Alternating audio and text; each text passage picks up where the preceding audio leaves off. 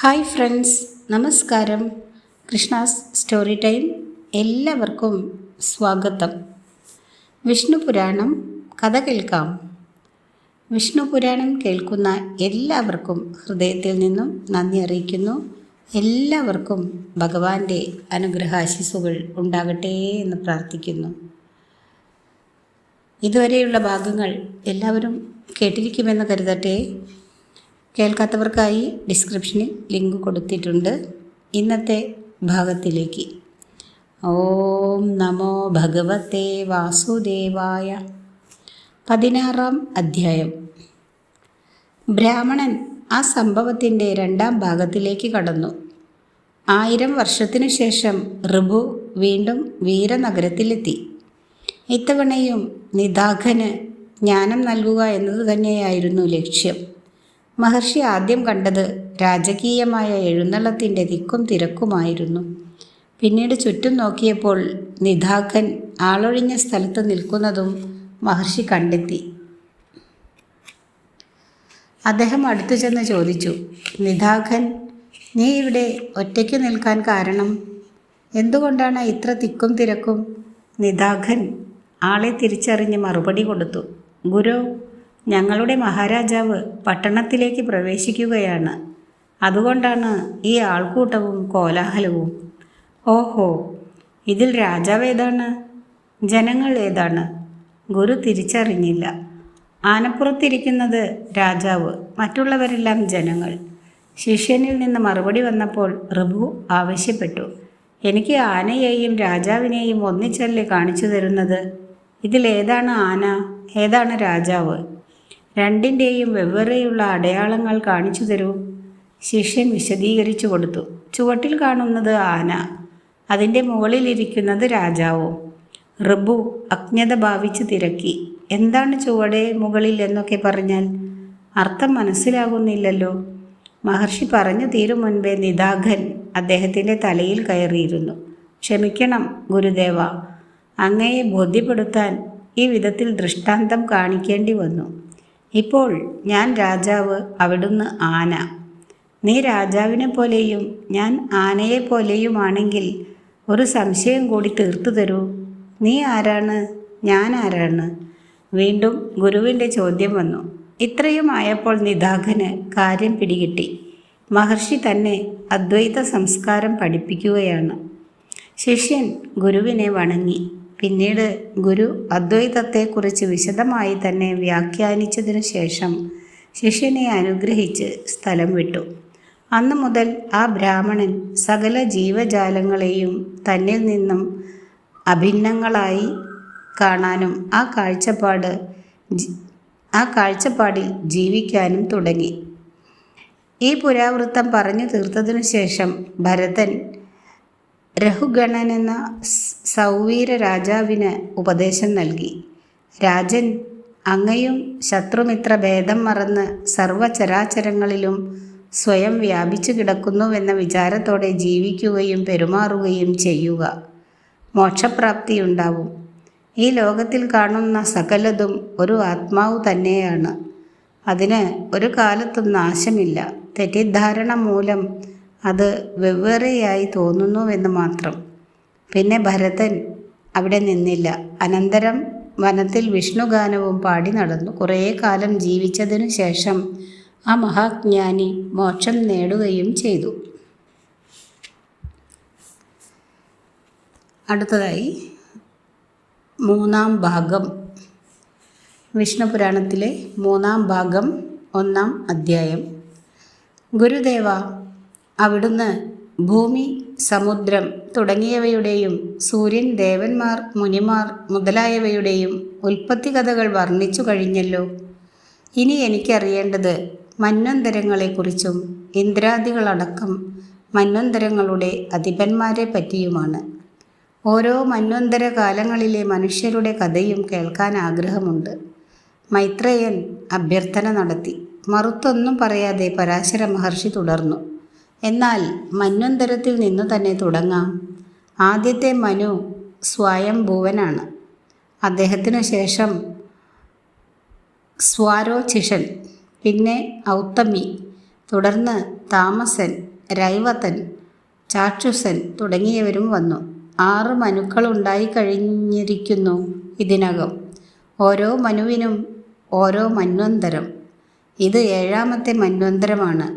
ഇപ്പോഴത്തെ മനു സൂര്യപുത്രനായ വൈവസ്വതനും കൽപ്പത്തിനു മുൻപുണ്ടായിരുന്ന സ്വയംഭുവ മനു, അയാളുടെ ദേവന്മാർ, സപ്തർഷിമാർ തുടങ്ങിയവരെക്കുറിച്ച് ഞാൻ പറഞ്ഞു കഴിഞ്ഞിട്ടുണ്ട്. ഇനി സ്വാരോച്ഛിഷ മന്വന്തരത്തിലെ മനുവും ദേവന്മാരും സപ്തർഷിമാരും മനുപുത്രന്മാരും ആരെല്ലാമെന്ന് നോക്കാം. ആ മന്വന്തരത്തിൽ ദേവന്മാർ പാരാവതന്മാരും തുഷിതന്മാരുമായിരുന്നു. മഹാബലവാനായ വിപശ്ചിത് ദേവേന്ദ്രനും സപ്തർഷികൾ ഊർജൻ, സ്തംഭൻ, പ്രാണൻ, വാതൻ, വൃഷഭൻ, നിരയൻ, പരിവാൻ, ചൈത്രൻ, കിംപുരുഷൻ തുടങ്ങിയവർ സ്വാരോച്ഛിഷൻ്റെ പുത്രന്മാരുമാണ്. ഇതുപോലെ എല്ലാ മന്വന്തരങ്ങൾക്കും വെവ്വേറെ ദേവഗണങ്ങളും സപ്തർഷിമാരുമുണ്ട്. 3-ാമത്തേത് ഉത്തമ മന്വന്തരം. ഈ മന്വന്തരത്തിൻ്റെ അധിപൻ ഔത്തമി. അതിലെ ദേവേന്ദ്രൻ സുശാന്തിയായിരുന്നു. സുധാമാക്കൾ, സത്യന്മാർ, ജപന്മാർ, പ്രദർധനന്മാർ, വശവർത്തികൾ എന്നിങ്ങനെ ഓരോന്നിലും 12 പേർ വീതമടങ്ങുന്ന 5 ദേവഗണങ്ങൾ. പിന്നെ വസിഷ്ഠപുത്രന്മാർ സപ്തർഷികളും താമസത്തിൽ സുപാരന്മാർ, ഹരികൾ, സത്യന്മാർ, സുതികൾ എന്നിങ്ങനെ 4 ദേവഗണങ്ങളാണ് ഉണ്ടായിരുന്നത്. 100 യാഗങ്ങൾ നടത്തിയ ശിബിയാണ് ആ മന്വന്തരത്തിലെ ഇന്ദ്രൻ. 5-ാം മന്വന്തരത്തിലെ മനുവിൻ്റെ പേര് രൈവതകൻ എന്നായിരുന്നു. അക്കാലത്തെ ഇന്ദ്രൻ വിഭു, സ്വാരോച്ഛിഷൻ, ഔത്തമി, താമസൻ, രൈവതൻ എന്നീ 4 മനുക്കളും സ്വയംഭുവ മനുവിൻ്റെ പൗത്രന്മാരാണ്. രാജർഷിയായ പ്രിയവ്രതൻ കഠിന തപസ് ചെയ്ത് വിഷ്ണുവിനെ പ്രസന്നനാക്കി. തൻ്റെ വംശത്തിൽ ഇവരെ ഉത്ഭവിപ്പിച്ചതായിരുന്നു. 6-ാമത്തേത് അങ്കൻ്റെ മകൻ ചാക്ഷുഷൻ്റെ പേരിൽ അറിയപ്പെടുന്ന ചാക്ഷുഷ മന്വന്തരം. ചാക്ഷുഷൻ്റെ കാലത്തെ ഇന്ദ്രൻ മനോജവാനാണ്. ഈ മന്വന്തരത്തിലും സുമേധസ് തുടങ്ങിയ സപ്തർഷിമാരും ആപ്യൻ മുതലായ 5 ദേവഗണങ്ങളുമുണ്ട്. ഓരോ ഗണങ്ങളിലും 8 ദേവന്മാർ വീതവും ഉണ്ടായിരുന്നു. ഇപ്പോൾ 7-ാമത്തെ മന്വന്തരമാണ്. ഈ സമയത്ത് ലോകം ഭരിക്കുന്നത് സൂര്യപുത്രനായ ശ്രാദ്ധദേവമനു. വൈവസ്വത മനു എന്നും ഇദ്ദേഹത്തെ വിളിക്കുന്നു. ഇപ്പോഴത്തെ ദേവന്മാർ ആദിത്യൻ, വായു, രുദ്രൻ തുടങ്ങിയവരും ഇന്ദ്രൻ, പുരന്ദരനും സപ്തർഷികൾ വസിഷ്ഠൻ, കശ്യപൻ, അത്രി, ജമദഗ്നി, ഗൗതമൻ, വിശ്വാമിത്രൻ, ഭരദ്വാജൻ എന്നിവരുമാണ്. വൈവസ്വത മനുവിന് 9 മക്കളുണ്ട്. ഇക്ഷ്വാകു, കാരുഷൻ, ശര്യാതി, ദൃഷ്ടൻ തുടങ്ങിയ ഈ പുത്രന്മാർ ധർമാത്മാക്കളും ലോകപ്രശസ്തരുമാണ്. എല്ലാ മന്വന്തരങ്ങളിലും ദേവരൂപത്തോടെ സ്ഥിതി ചെയ്യുന്ന വിഷ്ണുവിൻ്റെ അനുപമവും സത്വഗുണപ്രധാനവുമായ ശക്തി തന്നെ വിശ്വസ്ഥിതിക്കാശ്രയം. ഏറ്റവും ആദ്യത്തെ മന്വന്തരത്തിൽ മാനസദേവനെന്ന യാഗപുരുഷൻ ആ വിഷ്ണു ശക്തിയുടെ തന്നെ അംശത്തിൽ നിന്നാണ് വന്നത്. ഓരോ മന്വന്തരത്തിലും ആ യജ്ഞപുരുഷൻ ദേവഗണങ്ങളോടൊപ്പം പിറന്നു. വൈവസ്വത മന്വന്തരത്തിൽ വാമനനായിട്ടായിരുന്നു ഭഗവാൻ വിഷ്ണുവിൻ്റെ അവതാരം. അപ്പോൾ അദിതിയും കശ്യപനും ഈ വിഷ്ണുശക്തിയുടെ മാതാപിതാക്കന്മാരുമായി. ആ വാമനൻ 3 ലോകവും തൻ്റെ 3 ചുവടുകൊണ്ട് അളന്നു വാങ്ങി ദേവേന്ദ്രന് കൊടുത്തു. 7 മന്വന്തരങ്ങളിലും കൂടി വിഷ്ണുവിൻ്റെ 7 അവതാരങ്ങൾ പ്രത്യക്ഷപ്പെട്ടിട്ടുണ്ട്. അവയിൽ നിന്ന് മേൽപ്പറഞ്ഞ ജനം മുഴുവനും ഐശ്വര്യവും അഭിവൃദ്ധിയും നേടി. ദേവന്മാർ, മനുക്കൾ, ഇന്ദ്രന്മാർ, സപ്തർഷികൾ, മനുപുത്രന്മാർ തുടങ്ങിയ സകലരും ഭഗവാൻ വിഷ്ണുവിൻ്റെ സൃഷ്ടികൾ ആണ്. അടുത്ത അധ്യായം 2-ാം അധ്യായം. മൈത്രേയ, ഇനി വരാനിരിക്കുന്ന മന്വന്തരങ്ങളെക്കുറിച്ച് പറയാം. കേട്ടുകൊള്ളുക. പരാശര മഹർഷി ഭാവി മന്വന്തരങ്ങളെക്കുറിച്ച് പറയാൻ തുടങ്ങി. വിശ്വകർമാവിൻ്റെ മകൾ സംജ്ഞ സൂര്യൻ്റെ പത്നിയായിരുന്നു. സംജ്ഞ, മനു, യമൻ എന്നിങ്ങനെ 2 പുത്രന്മാർക്കും യമി എന്ന പുത്രിക്കും ജന്മം നൽകിയതിനു ശേഷം തപസ്വിനിയായി സ്ഥലം വിട്ടു. സൂര്യൻ്റെ ചൂട് സഹിക്കാൻ കഴിയാഞ്ഞതുകൊണ്ടാണ് സംജ്ഞ പോയത്. പക്ഷെ പോകുന്നതിന് മുൻപേ തന്നെപ്പോലെ തോന്നിക്കുന്ന പ്രതിരൂപം നിർമ്മിച്ച് ഭർത്താവിനെ ശുശ്രൂഷിക്കാൻ ചുമതലപ്പെടുത്തിയിരുന്നു. സൂര്യൻ ആ ഛായയെ സംജ്ഞ എന്ന് വിളിച്ചു എന്ന് തന്നെ കരുതി. അവളിൽ ശനി, മറ്റൊരു മനു, തപതി എന്നീ സന്താനങ്ങളെ ജനിപ്പിക്കുകയും ചെയ്തു. ഒരിക്കൽ ഛായ ക്രോധം മുഴുത്ത് യമനെ ശപിക്കുന്നത് കേട്ട് സൂര്യനും യമനും സംശയം തോന്നി. നിർബന്ധിച്ച് ചോദിച്ചപ്പോൾ ഛായയിൽ നിന്നും രഹസ്യം പുറത്തു വന്നു. ഉടനെ സൂര്യൻ സമാധിയിലിരുന്ന് സംജ്ഞയെ മനസ്സുകൊണ്ട് അന്വേഷിക്കാൻ തുടങ്ങി. അന്നേരം സംജ്ഞ പെൺകുതിരയുടെ രൂപമെടുത്തു വനത്തിൽ തപസ് ചെയ്യുകയാണെന്നറിഞ്ഞു. സൂര്യൻ കുതിരയായി ചമഞ്ഞ് നേരെ വനത്തിലെത്തി. അവിടെ ചെന്ന് അശ്വനിയായി കഴിയുന്ന സംജ്ഞയുമായി രമിച്ച് അശ്വനി കുമാരന്മാർക്കും രേവന്തനും ജന്മം കൊടുത്തു. നാസത്യൻ, ദസറൻ എന്നീ 2 അശ്വനി കുമാരന്മാരും സംജ്ഞയുടെ മൂക്കിൽ കൂടിയാണ് ജനിച്ചതെന്നും പറയുന്നുണ്ട്. ഈ സംഗമത്തിന് ശേഷം സൂര്യൻ സംജ്ഞയെ തന്നോടൊപ്പം കൊണ്ടുപോന്നു. സൂര്യൻ്റെ തന്നെ അപേക്ഷപ്രകാരം തേജസ് കുറച്ചു കൊടുക്കാൻ വിശ്വകർമാവ് വന്നെത്തി. പക്ഷേ ചാണയിൽ കയറ്റി തേജസ് കുറയ്ക്കാൻ ശ്രമിച്ച വിശ്വകർമാവിന് വിചാരിച്ച പോലെ വിജയിക്കാൻ സാധിച്ചില്ല. 8-1 കുറയ്ക്കാൻ കഴിഞ്ഞുള്ളൂ. ആ 8-1 ഭാഗം വൈഷ്ണവ തേജസ് ഭൂമിയിൽ വന്ന് വീഴുകയും ചെയ്തു. ആ തേജസ് എടുത്ത് വിശ്വകർമാവ് വിഷ്ണുവിൻ്റെ ചക്രവും ശിവൻ്റെ ത്രിശൂലവും സുബ്രഹ്മണ്യൻ്റെ വേലും ഉണ്ടാക്കി. മറ്റ് ദേവന്മാർ കൊണ്ടു നടക്കുന്ന ആയുധങ്ങളും കുബേരൻ്റെ വിമാനവും ബാക്കി വന്ന ഈ തേജസ്സിൽ നിന്നാണ് നിർമ്മിച്ചത്. ഛായയിൽ നിന്ന് സൂര്യപുത്രനായി ജനിച്ച മറ്റൊരു മനു ഉണ്ടായിരുന്നല്ലോ. അദ്ദേഹത്തിൻ്റെ പേര് സാവർണികൻ.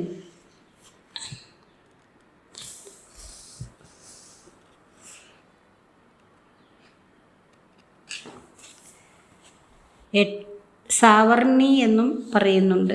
ഈ സാവർണിയാണ് വരാനിരിക്കുന്ന 8ാമത്തെ മനു. ആ മന്വന്തരത്തിൽ ഋഷ്യശൃംഗൻ, അശ്വത്ഥമാവ്, എൻ്റെ മകൻ വ്യാസൻ തുടങ്ങിയവർ സപ്തർഷികളായിരിക്കും. പാതാളവാസിയായ വിരോചനൻ്റെ പുത്രൻ ബലി അക്കാലത്ത് വിഷ്ണു കൃപ കാരണം ഇന്ദ്രനായി തീരും. 9ാം മന്വന്തരത്തിൽ ദക്ഷസാവർണിയാണ് ലോകം ഭരിക്കുക. ആ സമയത്തെ ഇന്ദ്രൻ അത്ഭുതൻ 10ാമത്തെ മനുവായി ബ്രഹ്മസാവർണിയും 11ാം മനുവായി ധർമ്മസാവർണിയും വരും. 10ാം മന്വന്തരത്തിൽ മഹാശക്തനായ ശാന്തിയും ധർമ്മസാവർണിയുടെ കാലത്ത് വൃഷനുമായിരിക്കും ദേവേന്ദ്രൻ. 12ാം മന്വന്തരത്തിൽ വരേണ്ടത് രുദ്രസാവർണിയാണ്. അപ്പോഴത്തെ ഇന്ദ്രൻ ഋതുധാമനാണെന്ന് നിശ്ചയിക്കപ്പെട്ടിട്ടുണ്ട്. രുചിദേവ സാവർണിയായിരിക്കും 13ാമത്തെ മനുവായി വരിക. ഇന്ദ്രസാവർണിയാണ് 14ാമത്തെ മനു. ഇദ്ദേഹത്തിന് ഭൗമി എന്ന മറ്റൊരു പേരും നൽകപ്പെട്ടിരിക്കുന്നു. ആ മന്വന്തരത്തിൽ രുചി എന്ന ഇന്ദ്രനും ചാക്ഷുഷം, പവിത്രം തുടങ്ങിയ 5 ദേവഗണങ്ങളും ഉണ്ടാവും. ഓരോ ചതുർയുഗം കഴിയുമ്പോഴും വേദങ്ങൾ മറഞ്ഞു പോകാറുണ്ട്. അപ്പോൾ സപ്തർഷികളാണ് അവയെ പുനർജനിപ്പിച്ച് ഭൂമിയിൽ കൊണ്ടുവരുന്നതും ശ്രുതിരൂപത്തിൽ പ്രചരിപ്പിക്കുന്നതും. കൃതയുഗത്തിൻ്റെ ആരംഭത്തിൽ സ്മൃതികാരനായ മനു ജനിക്കും. ആ മന്വന്തരം അവസാനിക്കുന്നത് വരെ അദ്ദേഹവും അദ്ദേഹത്തിൻ്റെ പുത്രന്മാരും വംശക്കാരും ഭൂമിയെ ഭരിക്കുന്നു. ഈ രീതി ഓരോ മന്വന്തരത്തിലും യഥാക്രമം ആവർത്തിക്കപ്പെടും. ഇങ്ങനെ 14 മന്വന്തരം തീരുമ്പോഴാണ് 1000 യുഗം ദൈർഘ്യമുള്ള ഒരു കൽപ്പം അവസാനിക്കുക. അതിനുശേഷം ഇത്രത്തോളം തന്നെ നീണ്ട ഒരു രാത്രി. ആ സമയത്ത് പരബ്രഹ്മരൂപിയായ വിഷ്ണു പ്രളയകാല ജലത്തിനു മീതെ സ്ഥിതി ചെയ്യുന്ന ശേഷശയ്യയിൽ കിടന്നുറങ്ങുന്നു. അടുത്ത കൽപ്പത്തിൻ്റെ ആരംഭത്തിൽ വീണ്ടും യോഗനിദ്രയിൽ നിന്നുണർന്ന ഭഗവാൻ രജോ ഗുണ പിന്തുണയോടെ സൃഷ്ടി തുടങ്ങും. സകല ജീവജാലങ്ങളുടെയും നന്മയ്ക്ക് വേണ്ടി ഭഗവാൻ കൃതയുഗത്തിൽ കപിലൻ തുടങ്ങിയവരെ പോലെ ജനിച്ച് ജ്ഞാനോപദേശം നടത്തുന്നു. ത്രേതായുഗത്തിൽ ചക്രവർത്തിയും സാമ്രാട്ടുമായി പിറന്ന ത്രൈലോക്യവാസികളെ സംരക്ഷിക്കും. ദ്വാപരയുഗത്തിൽ അവിടുന്ന്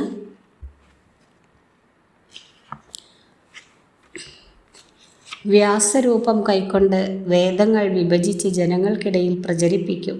കലിയുഗത്തിലാകട്ടെ കൽക്കിയുടെ അവതാരമെടുത്ത് തിന്മ ചെയ്യുന്നതിൽ മുഴുകിയവരെ സത്പദത്തിലേക്കും കൊണ്ടുവരും. ഇതോടുകൂടി ഇന്നത്തെ ഭാഗം അവസാനിപ്പിക്കുന്നു. അടുത്ത ദിവസം 3-ാം അധ്യായം കേൾക്കാം. Thank you.